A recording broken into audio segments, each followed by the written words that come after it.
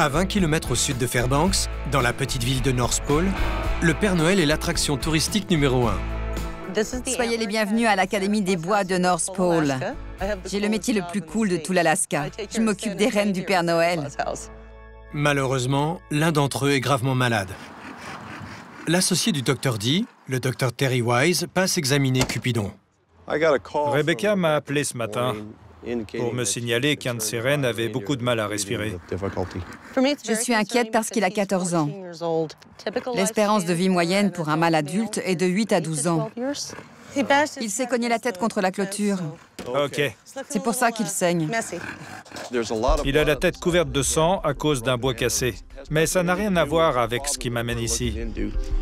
C'est simplement qu'il s'est cogné contre l'enclos quand ils ont essayé de l'attraper. Les bois repoussent chaque année, et très vite, soit dit en passant.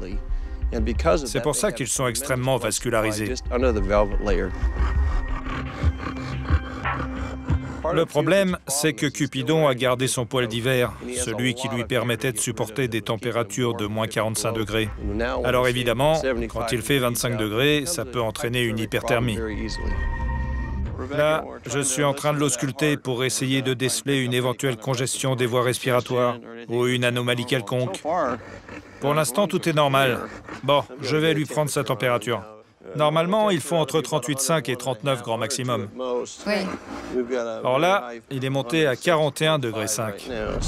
Oh non. Il y a de quoi s'inquiéter, étant donné l'âge et la forte fièvre de Cupidon. 41,5, c'est énorme pour un renne. Si ça empire, il risque de mourir. D'ailleurs, si ça monte à 42,5 ou 43, il y aura des lésions cérébrales. Je ne vois rien au niveau de la gorge qui puisse indiquer une congestion. D'accord.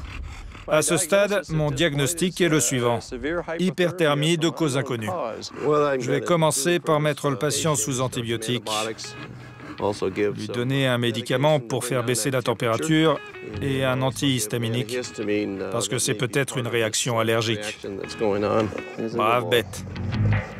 Sois sage. C'est bien. J'essaye d'éponger le sang pour qu'il ne soit pas embêté par les mouches. Ça les attire. Voilà, ça devrait suffire, Rebecca. Ça a arrêté de saigner. Les 12 prochaines heures seront décisives pour Cupidon. Je vais vous donner une injection à lui faire demain, si besoin. Appelez-moi avant pour voir si c'est vraiment nécessaire.